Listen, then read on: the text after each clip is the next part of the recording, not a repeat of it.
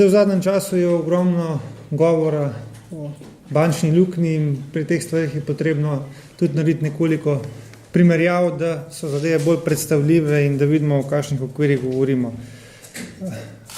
Davek na nepremičnine, o katerem je bilo ogromno govora, proti katerem je bilo izbranih več 10,000 podpisov in proti kateremu so se oglasile številne civilne družbene organizacije, bo slovenskim državljanom iz njihovih žepov vzel 200 milijonov evrov letno. In teh 200 milijonov evrov letno bo iz žepa odšlo preko položnic. Na drugi strani pa imamo bančno luknjo, ki bo davkoplačevalca stala najmanj 4 milijarde evrov, kar pomeni 4,000 milijonov evrov, oziroma 20krat več, kot pa bo državljanom vzel davek na nepremičnine. Oziroma za bančno luknjo bodo državljani plačali toliko, kot bodo v 20 letih plačali davka na nepremičnine. In prav zaradi te globine bi na nek način pričakoval več kritičnosti, zlasti od tistih civilno-družbenih organizacij, ki so se v začetku leta 2013 odločno borili in postavili proti korupciji, protestirali proti koruptivnim politikom, da tudi danes začnejo in odločno protestirati proti korupciji sivih imenin slovenskega bančnega sistema. Še enkrat poudarjam, ne pozabiti, da bo slovenska bančna luknja državljanom vzela 20krat toliko kot davek na nepremičnine. Edina razlika je v tem, da pri davku na nepremičnine bo denar odšel preko položnic, pri bančni luknji pa bo denar odšel preko davkov, drugih davkov in drugih vplačil. Teh 400 milijonov, 4,000 milijonov evrov, ki nas bo stala bančna luknja in zanjo so odgovorne sive eminence slovenskega bančnega sistema, pomeni manj za šolstvo, manj za zdravstvo, skratka, to ceno in to breme bo še dolga leta plačevala sedanja in pa tudi prihodna generacija. Zelo jasno želimo v Novi Sloveniji tudi povedati, in to kaže prav tudi današnja zaslišana na preiskovalni komisiji, da za veličino oziroma za velikost te bančne luknje zagotovo ni kriva gospodarska kriza. Ker če primerjate poslovanje privatnih in državnih bank, potem ugotovite, da tukaj nastaja bistvena in zelo pomembna razlika.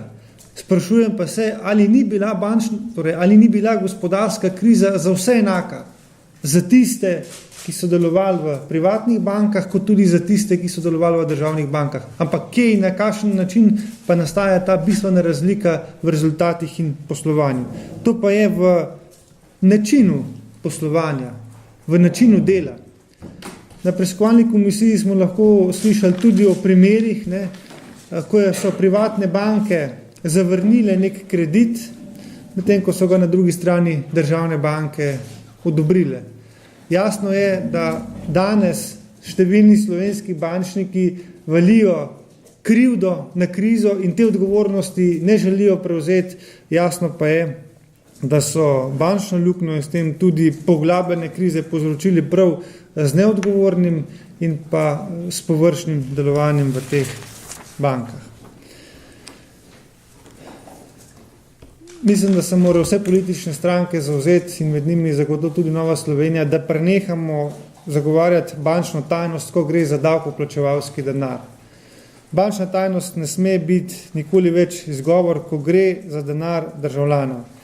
In če tej politiki in sedanji oblasti ne bo uspel razkrinkati bančnih gangsterjev in njihovo omrežje dokončno razbiti, potem je samo še vprašanje časa, kdaj se bo ta bančna kriza ponovno ponovila in kdaj bomo davkoplačevalci ponovno sanirali bančno luknjo. Pri sami sanaciji bančne luknje pa se nam zdijo v Novi Sloveniji problematične predvsem dve stvari. Eno je sama ocena bančne luknje, druga pa je način oziroma zagotavljanje sredstev za sanacijo. Zdaj, če ste si podrobno prebrali gradivo o stresnih testih, potem lahko vidite, da je bil za negativen scenarij narejen stresni test po dveh različnih metodah, ena od spodaj navzgor in drugi od zgoraj navzdol. Ampak razlika med tema dvema metodoma je več kot milijardo evrov. Po metodi od zgoraj navzdol ne bi bančna luknja znašala 3,2 milijarde evrov, po metodi od spodaj navzgor pa 4,8 milijarde evrov. Nekateri ekonomisti so nas upozorili, da bi mogli vlado vprašati, ne pojasni, zakaj se je odločila za končen rezultat, ki ga je predstavila, da ga bo izpostavila po metodi od spodaj navzgor. Ta rezultat je seveda večji, 4,8 milijarde evrov.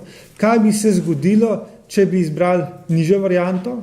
Ali bi se lahko izognili rezanju teh lastnikov podrejenih finančnih instrumentov, ki bodo zaradi sanacije te bančne luknje praktično izgubili vse svoje prihranke? Ne pozabiti, da so številni v bančne obveznosti v dobri veri vložili vse svoje prihranke in danes bodo ostali brez vsega denarja.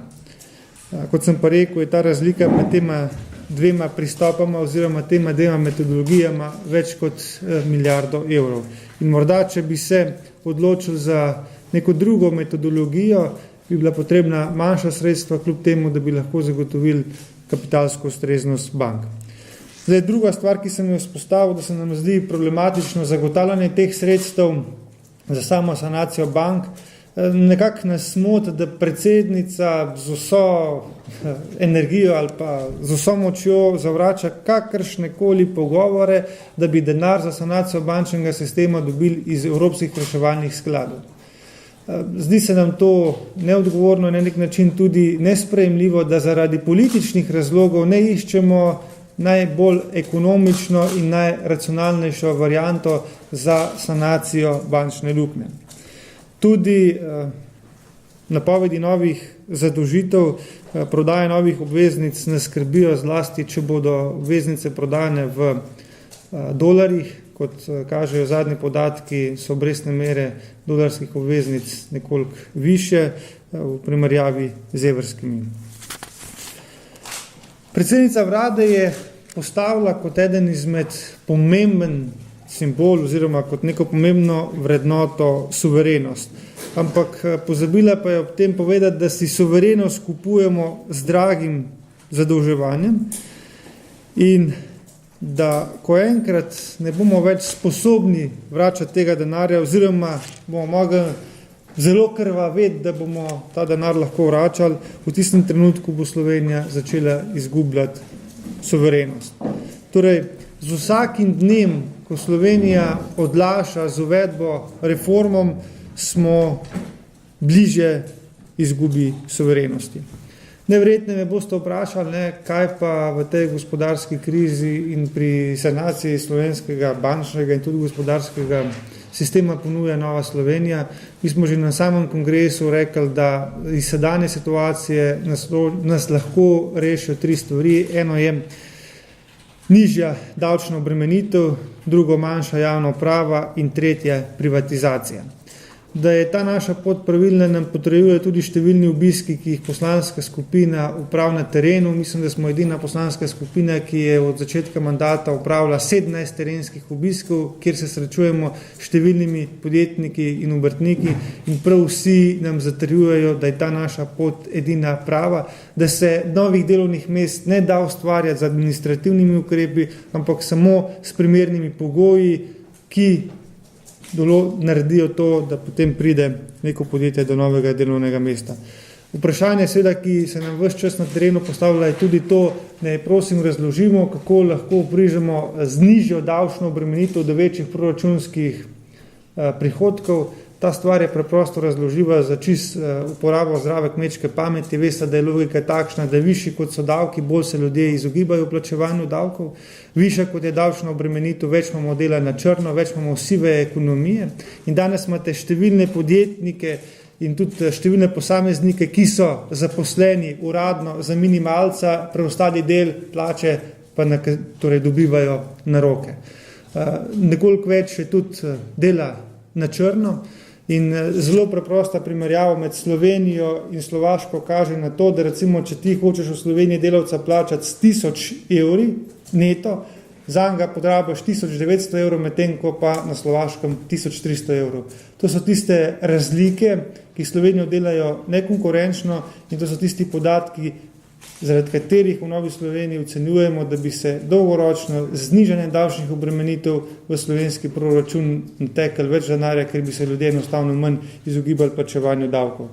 Govoril sem tudi o manjši javni upravi, seveda tako je padlo vprašanje, koga in na kakšen način bo to odpuščali. Mi v Novi Sloveniji si prizadevamo samo to, da bi se javna uprava zmanjševala po naravni poti.